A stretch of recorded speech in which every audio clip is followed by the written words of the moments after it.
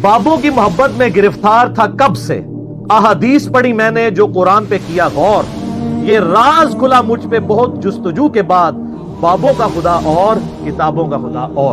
جہاں تک مفتی حنیف قریشی صاحب حافظہ اللہ تعالی کا تعلق ہے، تو میں چند بریلوی علماء جن کی دل سے قدر کرتا ہوں ان میں سے وہ ایک ہیں۔ اب بھی یہ پورا ڈرامہ رچانے کے بعد بھی ہم علمی اختلاف ضرور کسی کے ساتھ رکھ سکتے ہیں، لیکن کسی شخص کی ہر چیز کو زیرو سے ملٹیپلائی نہیں کیا جا سکتا۔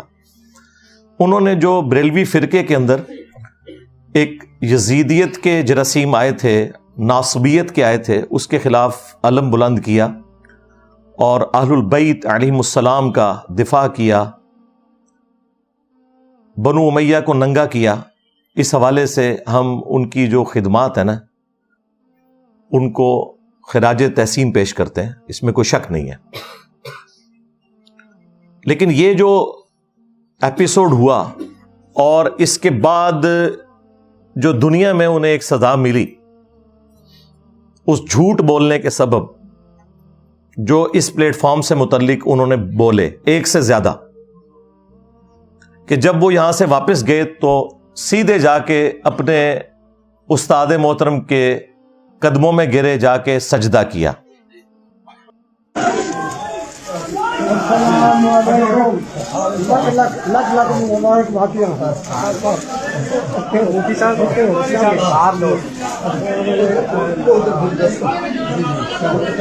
اچھا، اب یہ ظاہر ہے اس طرح کے معاملات اس لیے ہوتے ہیں کہ تاکہ لوگ ایکسپوز ہو جائیں۔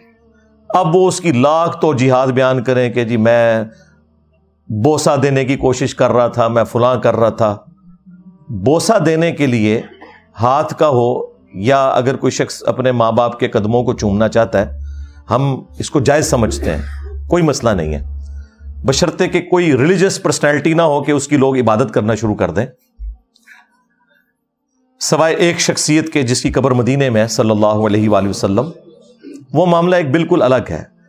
لیکن اس طرح کا جو ہاتھوں کو چومنا یا پاؤں کو چومنا، اس میں حد رکوع جھکنا یا سجدے کے پوسچر میں چلے جانا، یہ بالکل الاؤ نہیں ہے، نہ رسول اللہ صلی اللہ علیہ وآلہ وسلم کے کیس میں اور نہ کسی اور شخص کے کیس میں۔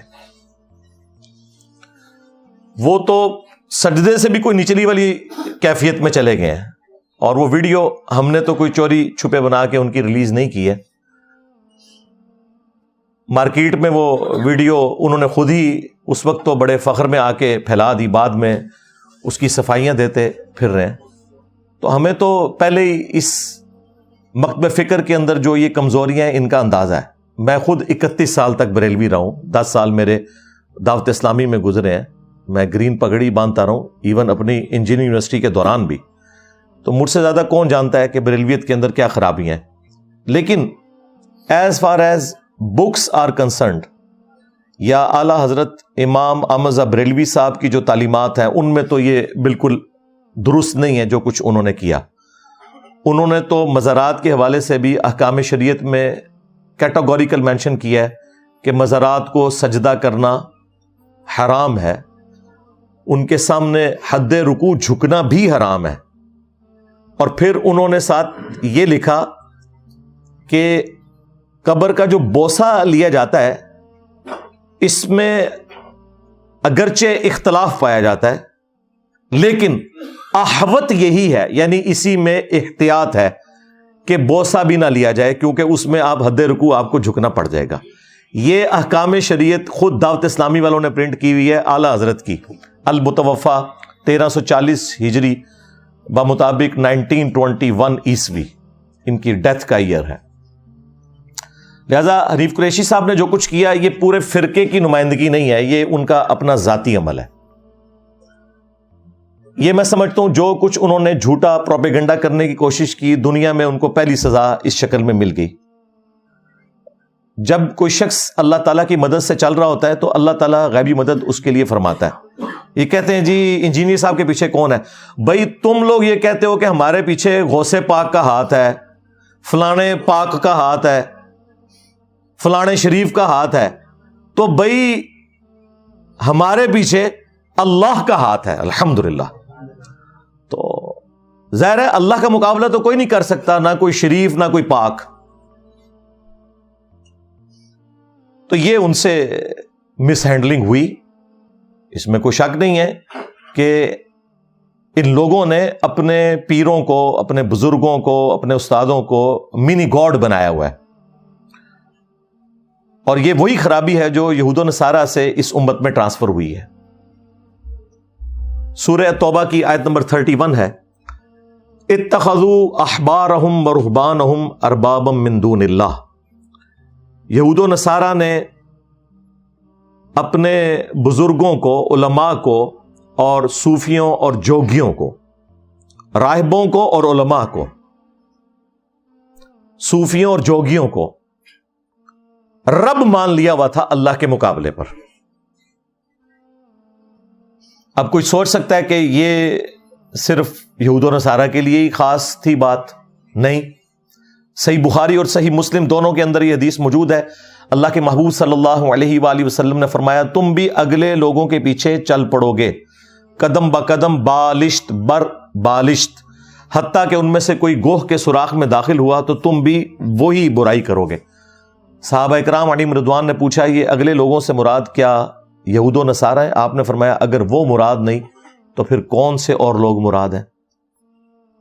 اس میں بھی بعض اوقات لوگ بے ایمانی کرنے کی کوشش کرتے ہیں کہ جی یہاں یہود و نصارہ کی خرابیوں سے مراد ان کے فیشن ہے، وہ اس امت میں آ جائیں گے۔ تو ہم نے اس پہ عرض کی تھی، نہ، پرانیاں گلاں، پرانے بانے، پرانے جھوٹ۔ ڈاکٹر اشرف جلالی صاحب جو توحید کانفرنس کرتے ہیں جس میں شرک کے جواز کے طریقے بتائے جاتے ہیں، اس میں انہوں نے اس حدیث کی تعویل کی۔ تو ہم نے کہا نہ بھائی، یہ دھوکہ آپ دے سکتے تھے اہل حدیث کو، دیوبند کو، شیعہ کو، میں تو تہاڈی دائیاں۔ کھولو جامعہ ترمذی کے کس موقع پر نبی علیہ السلام نے یہ فرمایا کہ تم بھی یہود و نصارہ کے طریقے پہ چلو گے؟ غزوہ حنین کے موقع پر اللہ کے محبوب صلی اللہ علیہ وآلہ وسلم مشرکین عرب کے خلاف آخری جنگ لڑنے جا رہے تھے۔ فتح مکہ کے فوراً بعد یہ ہوئی، غزوہ حنین، قبیلہ حوازن کے خلاف۔ راستے میں ایک درخت تھا جسے ذات انوات کہا جاتا تھا، وہاں مشرکین اپنا اسلحہ لٹکاتے تھے اس درخت سے برکت حاصل کرنے کے لیے، اور ان کا عقیدہ تھا کہ اگر ہم تھوڑی دیر کے لیے اپنی تلوار کو یہاں لٹکائیں گے تو ہمیں جنگ میں فتح ہوگی۔ تو بعض جو ابھی امیچور قسم کے ساتھی تھے نبی صلی اللہ علیہ وآلہ وسلم کے، ان سے مس ہینڈلنگ ہوئی۔ انہوں نے کہا، یا رسول اللہ، آپ بھی ہمارے لیے کوئی ایسا درخت مقرر کر دیں کہ جس سے ہم برکت حاصل کر سکیں۔ تو نبی علیہ السلام کو غصہ آیا، آپ نے کہا سبحان اللہ، اللہ پاک ہے، یعنی اس شرک سے جو لوگ اس کی طرف منسوب کرتے ہیں۔ تم نے تو آج وہی بات کر دی جو اصحاب موسیٰ نے کی تھی کہ جب وہ سمندر سے پار چلے۔ سورۃ الاعراف کی آیت نمبر 138 نبی علیہ السلام نے تلاوت کی، اور ایک قوم کو انہوں نے بتوں پر اعتکاف کیے ہوئے پایا تو عرض کیا کہ اے موسیٰ، آپ ہمارے لیے اللہ کا کوئی بت مقرر کر دیں جس پہ ہم دھیان رکھ کے بیٹھ سکیں۔ تو موسیٰ علیہ السلام نے کہا کہ میں ایسی جاہل قوم سے اللہ کی پناہ میں آتا ہوں۔ تو میرے اصحاب، تم نے تو اصحاب موسیٰ والا کام کر دیا۔ اب مجھے بتائیں، کیا صحابہ کرام نے کوئی بت مانگا تھا؟ لیکن نبی علیہ السلام نے اینالوجی کیسے جوڑی؟ آپ نے اس موقع پہ فرمایا کہ تم بھی اگلے لوگوں کے پیچھے چل پڑو گے، جو جو خرابیاں ان میں پیدا ہوئیں تم میں بھی پیدا ہوں گی۔ وہی والے الفاظ جو بخاری مسلم میں آئے تھے۔ یعنی نبی علیہ السلام نے عقیدے کی خرابی کا ذکر کیا ہے، فیشن کا ذکر نہیں۔ نبی علیہ السلام تو امت کو بتا کے چلے گئے، لیکن امت آج تک درختوں کے اوپر، مزارات پہ لگے ہوئے درختوں کے اوپر کپڑے کی ٹاکیاں باندھ رہی ہے اور برکت حاصل کر رہی ہے۔ اور نبی علیہ السلام نے اس بات کے اوپر صحابہ اکرام کو ڈانٹ دیا اور کہا تم نے تو اللہ کا بت ہی مانگ لیا گویا۔ کتنا سینسٹیو مسئلہ ہے توحید کا، انہوں نے مذاق بنایا ہوا ہے۔ نبی علیہ السلام کی زیرو ٹالرنس ہے مسند احمد میں حدیث ہے اللہم لا تجعل قبری وثنا یعبد، اے اللہ میری قبر کو بھی وہ بت نہ بننے دینا کہ لوگ اس کی پرستی شروع کر دیں۔ رسول اللہ کی قبر جو ہمیں اس پلانٹ ارتھ پہ ہر چیز سے بڑھ کے محبوب ہے، اس کے بارے میں نبی صلی اللہ علیہ وآلہ وسلم کہہ رہے ہیں کہ اگر اس کی بھی پرستش لوگ کریں گے تو یہ بت ہے۔ یار یہ امام الموحدین صلی اللہ علیہ وآلہ وسلم کا ہی حوصلہ ہے۔ صحیح مسلم میں حدیث ہے نبی علیہ السلام نے اپنی وفات سے 5 دن پہلے جندب رضی اللہ تعالیٰ عنہ کہتے ہیں آپ نے ہم سے ارشاد فرمایا کہ دیکھنا اگلے لوگوں میں سے کوئی نبی یا نیک آدمی فوت ہو جاتا تھا، لوگ اس کی قبر پہ سجدے شروع کر دیتے تھے، میرے ساتھ یہ کام تم نے نہیں کرنا۔ اور پھر وہ حدیث جو بخاری مسلم دونوں میں ہے، اما عائشہ سلام اللہ علیہا کہتی ہیں کہ نبی علیہ السلام کے آخری دن چل رہے تھے اور آپ اپنی تکلیف کی وجہ سے بار بار چہرہ مبارک سے چادر کو ہٹاتے تھے، پاس ایک پانی کا برتن تھا، ہاتھ گیلا کر کے اپنے جسم پہ ملتے تھے بخار کی شدت کو کم کرنے کے لیے، اور ساتھ فرماتے تھے لعن اللہ الیہود والنصارى اتخذوا قبور انبیائہم مساجدا، اللہ کی لعنت ہو یہود و نصارہ کے اوپر کہ انہوں نے اپنے نبیوں کی قبروں کو سجدہ گاہ بنا دیا تھا۔ اس کے آگے اما عائشہ کے الفاظ ہیں اگر ہمیں یہ خطرہ نہ ہوتا کہ لوگ رسول اللہ کی قبر پہ سجدے شروع کر دیں گے تو ہم نبی صلی اللہ علیہ وآلہ وسلم کی قبر مبارک کو زیارت کے لیے اوپن چھوڑ دیتے، لیکن نبی علیہ السلام آخری وقت میں ہمیں ڈرا رہے تھے، اسی وجہ سے حجر عائشہ میں ہی رہی وہ قبر مبارک۔ یہ جالی شریف کے باہر سے جو ہم سلام عرض کرتے ہیں، قبر مبارک تو بہت پیچھے ہے، اس زمانے میں بھی اما عائشہ کی اجازت کے بغیر قبر مبارک پہ کوئی جا نہیں سکتا تھا، بعد میں تو خیر یہ مکمل ہی ختم ہو گیا۔ پھر بخاری اور مسلم دونوں کے اندر حدیث موجود ہے نبی علیہ السلام کے آخری دن چل رہے تھے، نبی علیہ السلام کی 3 بیویاں آپ کے پاس بیٹھی ہوئی ہیں، سیدہ عائشہ، ام حبیبہ، ام سلمہ۔ اب یہ جو 2 بیویاں یہ تو سینئر اصحاب میں سے ہیں، انہوں نے ہجرت مدینہ سے پہلے ہجرت حبشہ بھی کی ہوئی ہے اپنے ایکس ہسبینڈز کے ساتھ، ام سلمہ نے اور ام حبیبہ نے، امہات المومنین کے بعد میں بنی۔ تو وہ وہاں گفتگو کرتے ہوئے کہتی ہیں کہ ہم جب حبشہ گئے تھے نا، ہم نے وہاں ماریہ نام کا ایک گرجا دیکھا تھا جہاں کچھ تصویریں لٹکی ہوئی تھی۔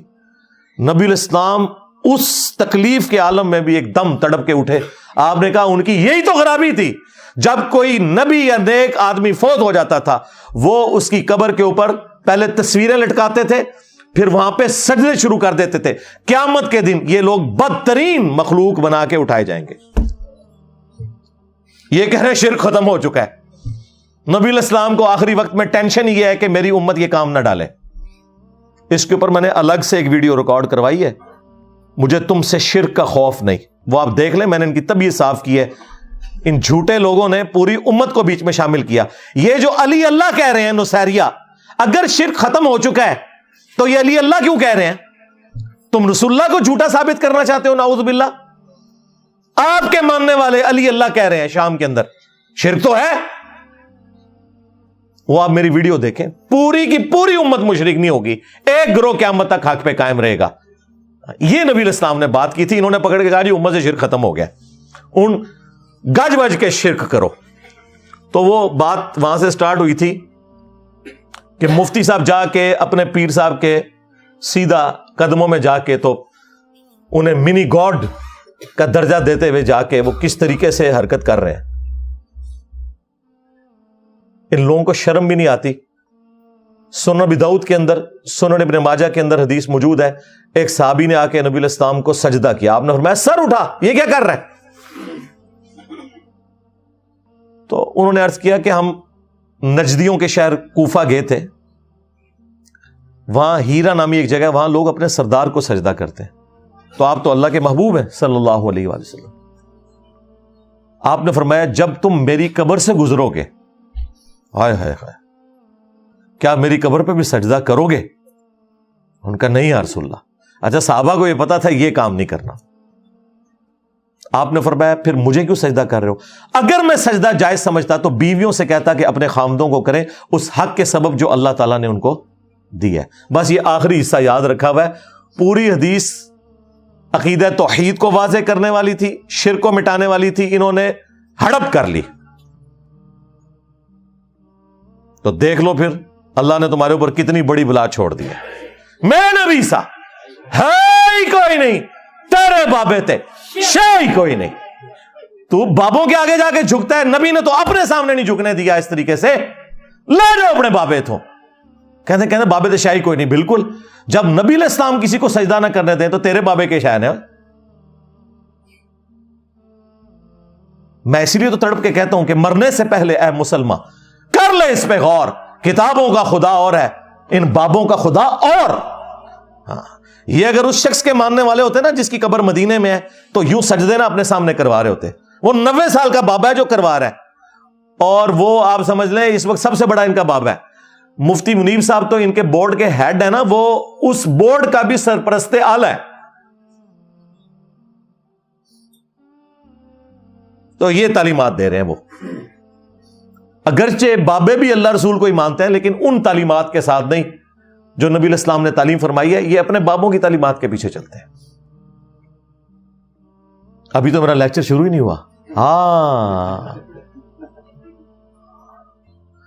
اور اس میں جو پھونکے مارتا رہا اس کے لیے تو میں بس اتنا ہی کہوں گا کہ تیرا کیا بنے گا کالیا۔ ہاں، کالیا تیری میمز بنیں گی اب۔ ہاں، لے لے 1-1.5 ہفتے تک جتنی تو نے ویورشپ لینی ہے،